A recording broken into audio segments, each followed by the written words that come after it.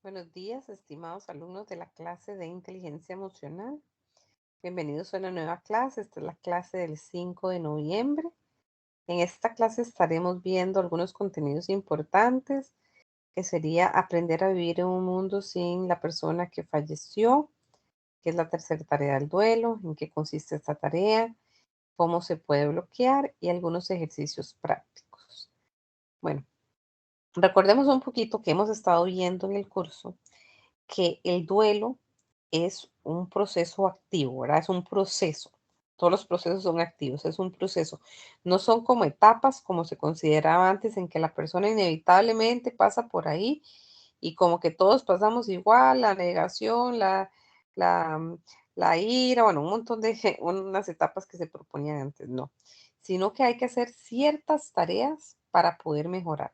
Hablamos de que la tarea número uno de la elaboración del duelo es la reconocer la realidad de la pérdida, que la tarea 2 del duelo es aprender a procesar las emociones y que la tarea 3 es aprender a vivir en un mundo, que es esta, sin donde la persona fallecida ya no está.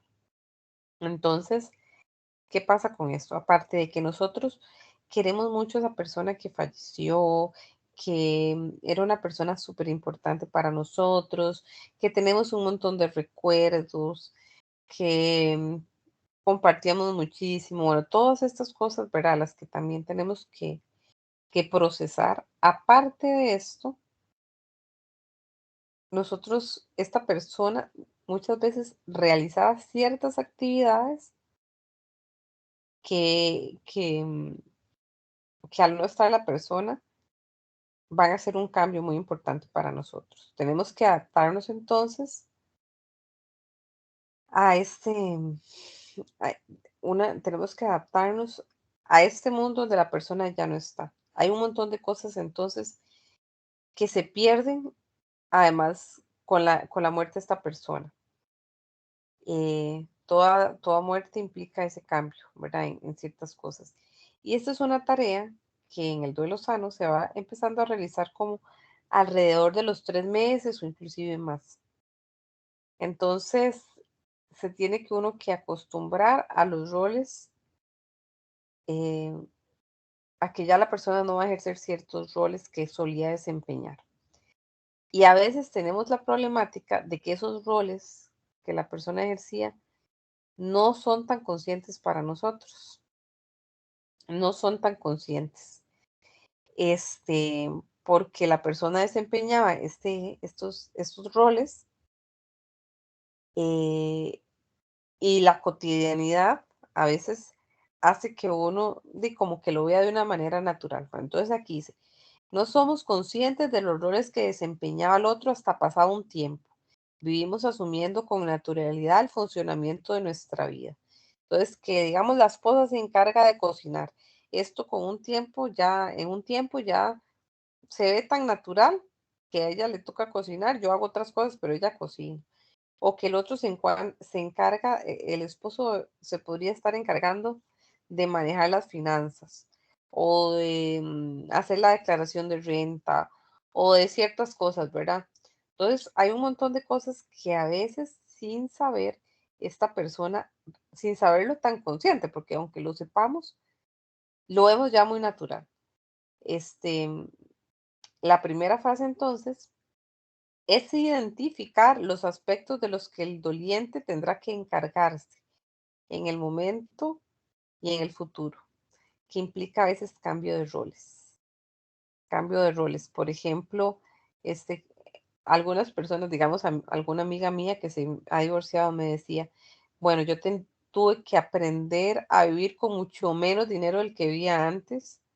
Otra me decía que para ella era como muy feo al inicio tener que no sabía qué hacer cuando se le dañaba un bombillo, se dañaba algo de la casa, porque era lo que la persona siempre hacía.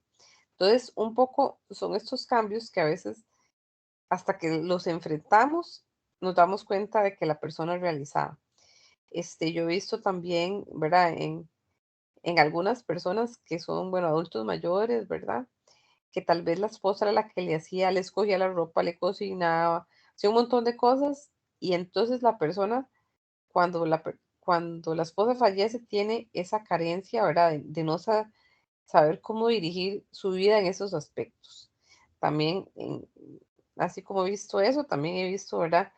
Que, que a veces, em, no sé, la persona era muy carga para administrar las finanzas o que la persona era muy carga cuando había conflictos con los hijos, poder ser mediador y negociar y que las cosas estuvieran en paz, ¿verdad? Entonces, son cosas que se ven muy naturales y que después la persona siente que no puede hacer eso. Bueno, no sé, no, a veces la persona se ve así enfrentada a pensar como que no va a ser capaz de ejercer esos roles o aunque piense que sí puede, que va a tener una dificultad o inclusive el estrés, porque ustedes saben que todo cambio lleva este estrés de poder aprender esos nuevos roles.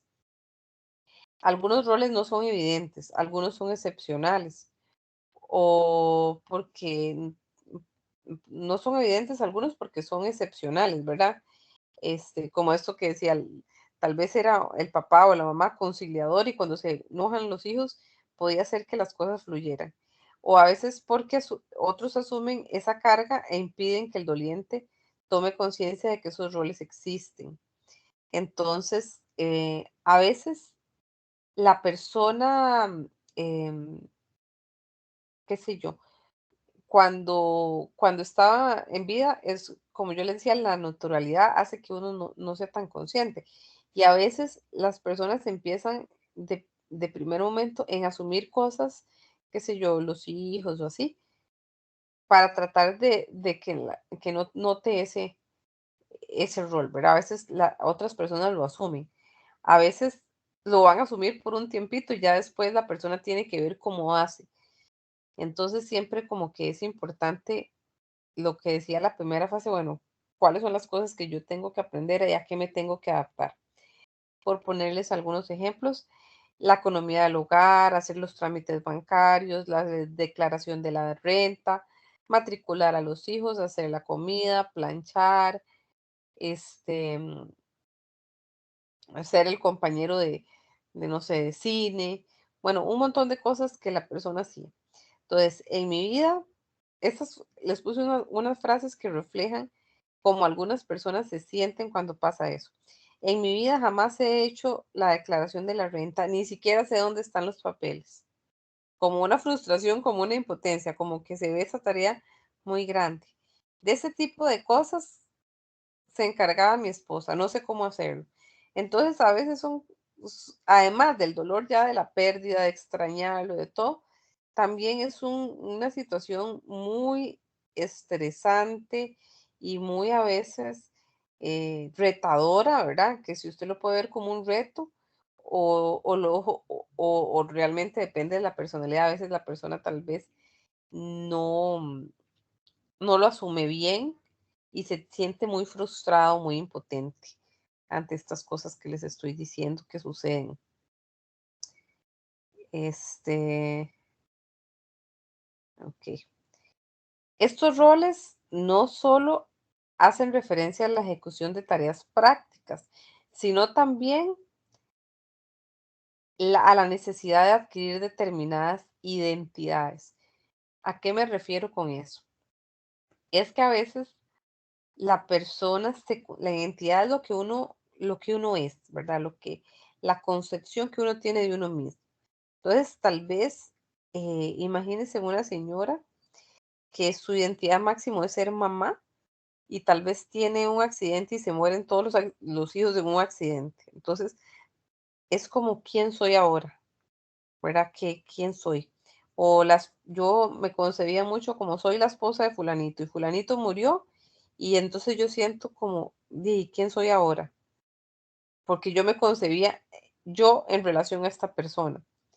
Entonces, o yo, por ejemplo, cuando tengo un rol específico, por ejemplo, yo soy enfermera y toda la vida yo me he identificado mucho con eso y me jubilo y entonces ahora ¿quién soy? Entonces, no son solamente que hay que aprender a hacer estas tareas que yo les decía, ¿verdad? Sino muchas veces son cambios hasta más profundos de cómo me veo yo a mí misma o a mí mismo. Este, algunos ejemplos. La señora X pasa a ser viuda de X o solo usar su nombre. Entonces yo era la esposa de tal persona y se murió y ahora soy, por ejemplo, cosa que, por un ejemplo, yo ahora soy María Pérez, nada más, mi apellido de soltera. Una hija que pierde su padre y deja de ser los ojos de su padre. Mucho de lo que ella también a veces la hacía sentir segura, confortable, decir, yo soy los ojos de mi papá y ahora ya eso no está. Un niño que pierde a su hermano y puede pasar a ser el hijo mayor o ser hijo único, ¿verdad? Entonces, aparte de la pérdida de su hermanito, es como que está en otra posición, en otro rol. Dejas de tener un mejor amigo. Ya no soy la mejor amiga de tal fulano o de tal fulana, digamos. Se pasa de estar acompañado a estar sola o solo. Entonces, esos son como ejemplos de cosas que la persona, digamos, podrían ser cambios de roles para una persona, así como son esos, podrían ser otros diferentes. Una madre que pierde a su hijo puede dejar de ser, bueno, madre, ¿verdad? Entonces, en el sentido que nunca va a dejar de ser madre, pero ese rol, esas tareas específicas que ejercía, ya no las va a ejercer. Entonces, así son muchos cambios que pueden haber y que implican también hasta de quién soy, muchas veces. Y también significados especiales. Por ejemplo, yo tengo una amiga que cuando se le murió el papá, me decía, uy, Dios mío, ¿qué pasa si yo me quedo varada? ¿Qué pasa si tengo un problema con el carro? ¿Qué pasa si me pasa, no sé? En realidad, mucho lo que me decía ella es que el papá era muy servicial y que ella sabía que contaba con esta persona siempre, que si se quedaba varada, que si tenía un accidente, que si tenía algún problema, que era esta persona que le da como esa ayuda instrumental, pero que también psicológicamente a ella la hacía sentirse segura. Entonces, son duelos de eso, ¿verdad? Ahora como estoy sola en el mundo, sin alguien que me apoye para hacer esta tarea. Son como, por ejemplo, cosas que también, como les digo, a veces no se realizan hasta que pasan ciertos meses y yo digo, Dios mío, ¿cómo hago esto? ¿Cómo hago lo otro? Implican, como les digo, muchas adaptaciones y es a veces muy difícil. Y obviamente esta tarea podría bloquearse, ¿verdad? Esa tarea puede ser difícil porque exige, como les dije antes, redefinir todos los elementos nucleares en los que la persona se apoya para autodefinirse. O sea, es como un cambio hasta de la mente, de quién soy. Hay sentimientos de impotencia, a veces al creer que no se puede ser capaz de realizar dichas tareas con éxito. Entonces, es como que la persona podría tener, aunque sea un reto, aunque sea algo difícil, podría tener unos pensamientos de, bueno, ok, no lo sé hacer, pero sí lo voy a intentar y sé que voy a lograrlo, entonces va a experimentar lo mejor. Pero a veces la persona más bien tiene un bloqueo y dice, no, no, yo esto no lo voy a lograr hacer, yo soy inútil, yo no puedo. Es como que se bloquea. Y la autoestima puede verse muy debilitada, ¿verdad? O sea, ya me siento muy inútil, que no soy capaz de hacer esto, que estoy incompleto, pero también a la vez, como son tareas a veces diferentes a las que yo hacía, el poder lograrlas, el poder ir poco a poco y ser capaz de hacerlas, puede hacer más bien que la autoestima se vea reforzada. Este, como decir, yo nunca me imaginé que yo iba a poder hacer, aprender a manejar, por ejemplo. Como se vio sin el esposo o la esposa, que era el que lo llevaba o la llevaba a toda parte y necesita, se ve la necesidad, ya no está esa persona, pues se pone a aprender y lo logra. Entonces, más bien, muchas veces cuando se logra esa tarea, es como una persona con más habilidades y ayuda entonces a mejorar, pues, la autoestima un montón. Pueden ser, como les dije, muchísimas tareas, este, que pueden ser desde hacer la economía, que pueden ser desde coordinar o hacerse cargo del cuidado de los hijos, puede ser que la persona ahora tiene que aprender a sacar la licencia o hacer reparaciones, o puede ser también, digamos, un chiquito que perdió la mamá, estudiar solo, por ejemplo. Bueno, también estamos hablando un poquito del duelo adulto, pero imagínense un niño que pierde a su mamá, un montón de cosas que la mamá hacía.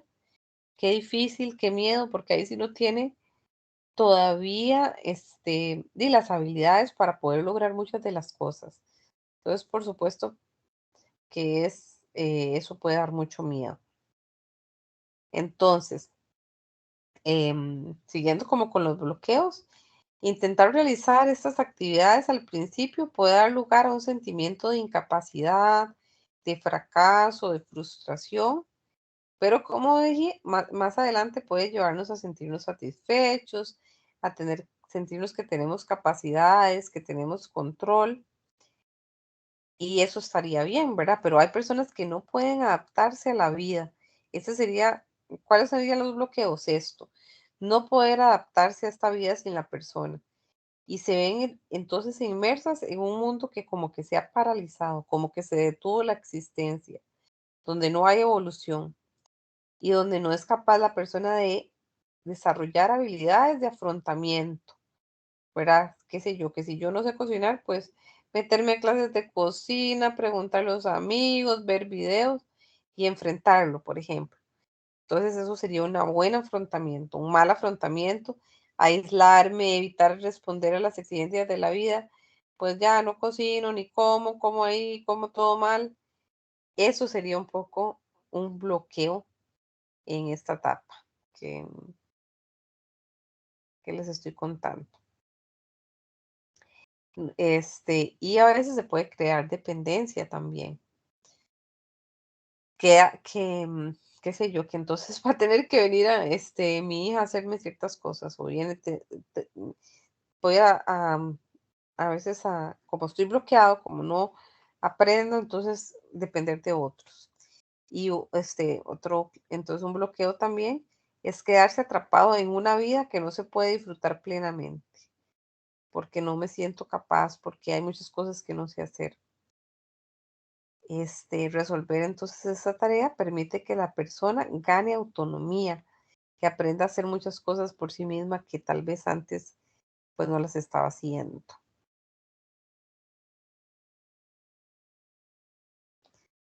Bueno, entonces para facilitar la tarea, les puse dos ejercicios, recordando un poquito que cada ejercicio puede ser haciéndolo con una muerte cercana, reciente, o puede ser algo que ya pasó, pero que ustedes se acuerden, o puede ser una pérdida que no sea de una persona, pero puede ser del trabajo o de algún rol. En el ejercicio número 1 sería recordar una pérdida y escribir algunos cambios o roles que tuve que adoptar. Qué sé yo, que em, cuando dejé bueno, voy a ponerles uno que tal vez es un cambio de etapa, ¿verdad? Pero que cuando, por ejemplo, los muchachos salen del colegio y tienen que ir a la universidad y a veces no saben coger el bus, no saben cómo hacer ciertas matrículas o ciertos trámites, son tareas que tienen que aprender. O también pueden ser más evidentes, ¿verdad? Que se murió el esposo y entonces tuvo que aprender hacer, pagar las tarjetas y pagar el banco y pagar los servicios por sí mismo o sí misma, o aprender a cocinar o alguna cosa de estas. Entonces, alguna pérdida que han tenido y qué nuevos cambios o roles tuvieron que adoptar, que no tenían, que no sabían. Y el número 2 es felicitarse con palabras o con algún regalo por haber hecho funciones o tareas que antes no los realizaba. Entonces, No sé, si usted está viviendo un duelo y empezó a hacer ciertas tareas y aprendió a hacerlas, pues tratarse uno con amor, con dulzura, con amabilidad, decirte qué bien que lo hiciste, qué bien que estás aprendiendo esto. Y yo creo que en ese sentido muchos hemos tenido ahora con la pandemia pues cambios y duelos, de alguna u otra manera. Entonces, qué cosas buenas estoy haciendo yo también, podría ser, para enfrentar esta etapa en la que estoy más aislada o en esta etapa en la que, no sé, he perdido tal vez muchas cosas, qué cosas buenas estoy haciendo y felicitarme. Esa tenía que salir la tarea 2, el ejercicio 2. Y les puse una frase de Facundo Cabral que me pareció muy bonita, que dice, no perdiste a nadie, el que murió simplemente se nos adelantó, porque para allá vamos todos. Además, lo mejor de él, el amor sigue en tu corazón. Entonces, bueno, creo que también esa es como una prueba a veces de que cuando tenemos una vida interior, la espiritualidad nos ayuda bastante, ¿verdad? Decirme, esto no es un adiós, es un hasta luego porque este no es el final de la vida. Bueno, de la vida y la tierra sí, pero no es la finalidad de nuestra existencia. Tenemos una patria celestial donde nos vamos a reunir y eso no es que evita que uno se sienta triste, pero nos da una esperanza. Y lo que nunca muere, que es el amor, se queda con nosotros. El amor que vivimos, las enseñanzas, lo que compartimos, siempre sigue en nuestro corazón. Bueno, espero que les haya gustado la clase de hoy.